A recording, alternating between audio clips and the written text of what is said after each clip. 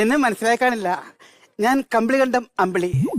നീണ്ട 14 വർഷത്തെ ജയിൽവാസത്തിന് ശേഷം എന്റെ കാമുകൻ രാജേട്ടൻ ഇന്ന് വരികയാണ്. ഇനി വരാൻ പോകുന്ന ഓരോ നിമിഷവും എന്റെയും എന്റെ രാജേട്ടന്റെയും മാത്രമാണ്. എന്റെ രാജേട്ടാ, കൃഷ്ണമണി കൃഷ്ണമണി